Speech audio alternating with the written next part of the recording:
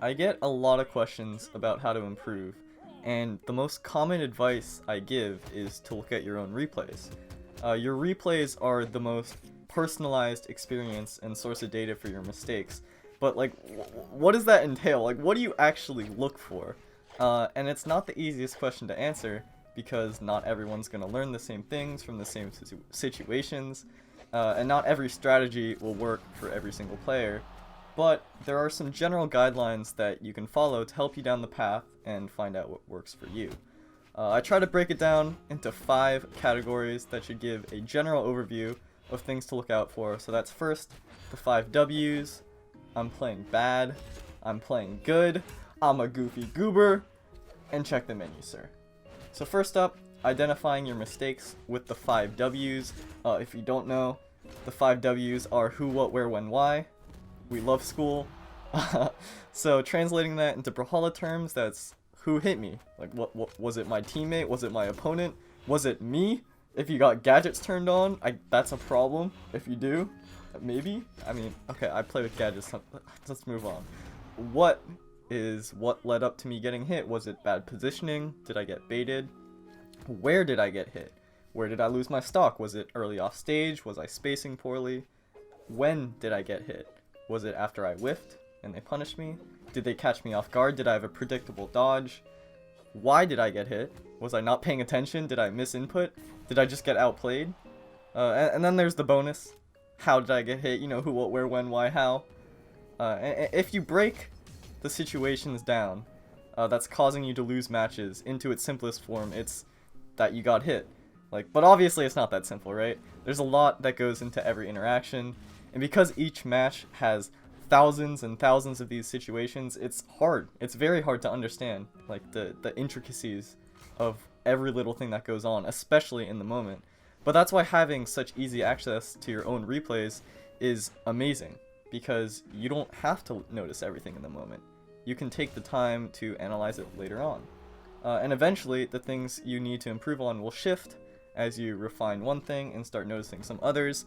You'll notice there's a lot of crossover between these questions. Like, that's for good reason. Identifying what led up to you getting hit can encompass the where, it can encompass the when, the why. So going down the list of exactly every single 5, word for word, isn't a necessity. It's just a general guideline of what to think about. So let's say you're playing against a sword player and they spot dodge in front of you. Well, what do you do then? They GC downlight and you get hit. So the next time you think about it, okay, where was I? I was on the ground. Well, maybe if you jump next time, you'll be able to punish that GC downlight. Something like that, where you just notice the things that led up to you getting hit. That's where you can start. But obviously, just looking at a single scenario in a vacuum is not everything that goes into playing. And I'm not going to make that assumption. It's very important. It's a great place to start if you don't know where else to start. But it's not the only thing. So let's move on. Let's zoom out and think about general playstyle. And that's where I think you should start, is understanding what makes you play bad. Look at games where specifically you felt, okay, I played really bad this game. I sucked this game. And try and understand what led up to it, why it was happening. Maybe were you reacting too slow? Were your reads all incorrect? Were you misinputting? Did you get frustrated? Did you get flustered? Was your opponent putting you into uncomfortable positions? And just acknowledge those. And you don't have to fix everything right away. You can't fix everything right away. But acknowledging and just trying to think about them for the future is great. Acknowledging it and having the ability to recognize when they pop up again is super valuable because it makes it actionable. It allows you to take tangible steps. So if you were reacting too slow, maybe spend some time in training mode. You can rehearse the exact situation that was happening, and the more and more you practice it, the more and more you get used to it, you reduce your mental stack, and that allows you to react quicker next time. If your reads were incorrect, maybe see what they did to respond to your initiation, and practice an option that would work against what they did. And now you have another tool in your arsenal, because you have the thing that you tried to do, and you have the thing that works against what they actually did. Now you got an extra tool. If you were misinputting a lot, it might be worth spending some quality time just grinding out inputs. You know, 30 minutes a day will do wonders for your muscle memory, believe me. But if you don't want to do 30 minutes a day, which is very understandable, I mean, that 30 minutes a day just doing a combo is not very fun. just do it once. Commit to one combo, one input, just one. Because you can't do two until you do one. So just do it once. And maybe you'll find that you end up doing it again, who knows. Just do it once. If you were put into an uncomfortable position, practice being in those positions until they become comfortable. You're scared off stage? Well, next match, just jump off stage. Force yourself off stage. Even if you lose. You don't like being in the corner? Force yourself into the corner. And eventually, you'll get more comfortable. You just gotta accept it's gonna be really hard in the moment, and you're probably gonna lose. The question is really, are you okay with losing now, so you might be able to win later? And you might not be, and that's totally okay. It all depends on what your goal is. But that's an example of an actionable step that you can actually take. And remember, sometimes it's not just that you're playing bad. It's that your opponent is making you play bad. Okay, what do I mean? Maybe they're putting you into that situation where you're uncomfortable. Or maybe they're putting you in situations that make you start to autopilot. Or maybe they're playing in a certain way that frustrates you. Whatever the situation is, acknowledging that you have certain automatic habits when you're playing bad, that can give you a starting point of what to focus on for the future. Because if you really think about it, why do I get hit when we go back to the 5 Ws? A lot of the time it's maybe you made a bad play. Or maybe you made a good play and you just didn't pan out. And that is where I'm going in the next one. Because improvement isn't all about what you're bad at, of course. Looking at what you do well and refining that is also super important. Just because something didn't work doesn't mean it's bad. It just means it wasn't adaptive to that certain scenario. But you can understand that. You can look, okay, this punish, it wasn't a good punish for this situation, but in the right situation, it would have been fantastic. That doesn't mean you never do that punish ever again. It just means you don't do it in that situation. So understand what makes you play good. Because you do have strengths as a player. Even if you don't think you do, you do. Because otherwise, you would be 0 and 174 in ranked. I mean, okay, maybe you are. I don't know. But okay, even then, you get damage. Okay, you get stocks. You gotta recognize those strengths. Because you have them. You do. You do. And if you need some direction, think about what makes you win a match. Or what makes you get that first hit. Maybe it's your mechanical skill. Maybe you just never drop your combos when the pressure is high. That's a strength. It could be your explosive moments, your ability to get into flow state. It could be your level-headedness. It could be your hot-headedness. Your timing on punishes, or your ability to quickly pick the right option. It could be your sense of your opponent's habits, getting into their head, making them frustrated. Whatever it is, your strengths are ingrained into you, okay? Nobody else has those strengths exactly like you do, because nobody else is you. And once you recognize them, like, well, okay, what do? Well, you can refine those strengths. You can make yourself even better at what you're good at.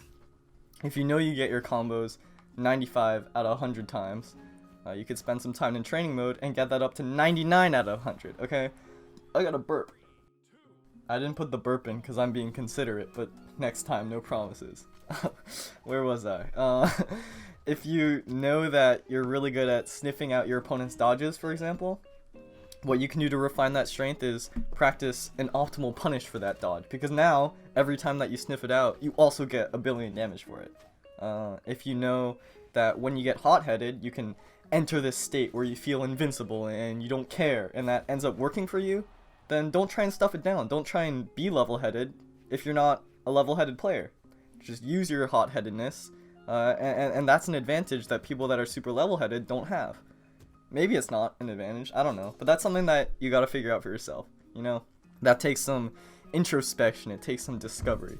Me, myself, I am not necessarily level-headed, and I'm not necessarily hot-headed, I'm kind of in between, and so I acknowledge that, I just accept, okay, that's how I am. I'm not someone that's super explosive, I'm also not someone that's super, super calm, so that's just how I am, and how can I use that to my advantage? That kind of thing. If you know yourself, and you know how you play, you know the good and the bad, you know the pros and the cons, then you're at a great point. You're at a fantastic point, because how to move forward speaks for itself. The path is already laid out for you. If you're great on stage, but you're bad off stage, well, maybe you could practice off stage, or maybe not, and that's okay too. Again, it all depends on what your goal is. And that's all about you, right? What I'm good at, what I'm bad at. Why did I get hit? When did I get hit? Where did I get hit? Who hit me? Maybe it was me. But let's zoom out again, because the match isn't just you, right? It's other players too. So we took a look at a situation in a vacuum. We're taking a brief look at playstyles. Let's zoom out again to talk about other players. I'm a goofy goober. I don't know why I named this category. I do know why I named this category this. I don't know why I am the way I am though. Kind of an idiot. The idea is SpongeBob. Be a sponge. You know, soak up that info, soak up those techniques, and copy them from your opponents, or from other players in general. Maybe there's something that you see your opponent doing that's very effective against you, and you can notice that and maybe use it in the next match. Are you having trouble landing attacks and getting punishes? Well, maybe you can learn how to do those from the very person that's beating you as they're doing it. Because there's something you can learn from your opponent. There's literally something you can learn from every single player you fight. Because every single player has their own unique strengths, they have their own unique weaknesses, just like you do. To go one step further, just beyond your opponents, you could also watch some high-level gameplay for a specific character or weapon that you play or you're trying to learn, and take note of just one thing that the player is doing that you can try and incorporate yourself. Because looking at an entire game of someone else and trying to understand what they're doing, what's going on in their in their head, that can be intimidating, that can be overwhelming, and that often leads us to just not doing anything because it's just way too much to take in. So just start with one single thing they do and try it out for yourself. And really, there's no harm in trying because it might not pan out, and that's totally okay. The point is that you started trying something rather than just passively hoping you get better. Because the truth is, you're not alone. It's not a vacuum. There are plenty of resources and plenty of people that have figured out stuff that they can use, just like you figure out stuff that you can use. So like with that in mind, it's a great idea to take a look at what other people are doing, trying to incorporate it for yourself, and using that to help yourself grow, you know? Like, other people can teach us so much. I mean, we're talking Hala here, right? We're talking the good old BH. But really, this is true in real life too. So, okay, I don't know why I brought that up. We're gamers, we don't know what real life is. I'm gonna move on. Just start with one thing, okay? Just try it. You might fail, you might succeed. I don't know. You don't know. Nobody knows what's gonna happen. You might fail, you might succeed, but if you don't do anything, then it's guaranteed that you won't learn. Whether it's gonna help you or not anyway, it's guaranteed that you're not gonna know. So you might as well try. Give yourself the room to try one new thing over the course of one day, and then you did something. You did something. Okay, but obviously, this video is not one thing, and there's 5 W's, there's what am I bad at, what am I good at, and SpongeBobbing it up. Like, that's way more than one thing. So what do you do? Like, I'm saying do one thing, what do? You check the menu, sir. You check the menu. Because you don't always have to keep everything in your memory, because you can write it down. Take notes after your analysis. Because trying to keep everything in your head after deep analysis is difficult. It's very difficult. You can write it down, take notes. You can record your session and talk it out loud. There's a lot of different techniques you can do to keep it in your head without having it confined to your head, if that makes any sense. I hope that makes sense because I wrote that down. I don't know why I wrote that down.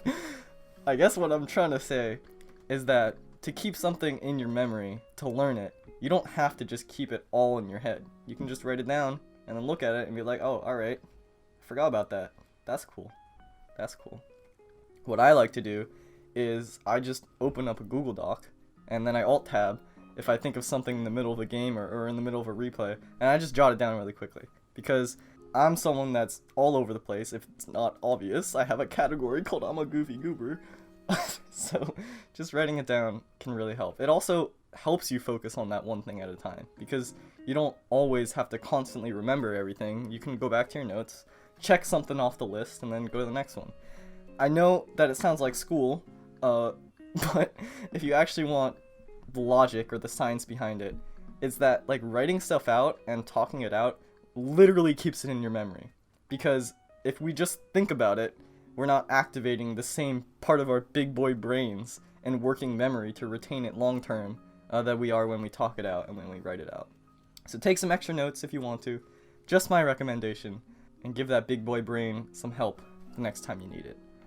There we go. That's a basic outline of how to improve in Brawlhalla by yourself, by watching your replays. Hopefully it'll help at all. If not, then at least I tried, right? At least I did one thing. While you're looking at your replays, make sure to constantly replay this video as well, because then I won't have to buy bots this time to boost my view count. It's starting to get expensive. Don't know how long I can keep this up. So please? Yeah, I'm an idiot, but you already knew that.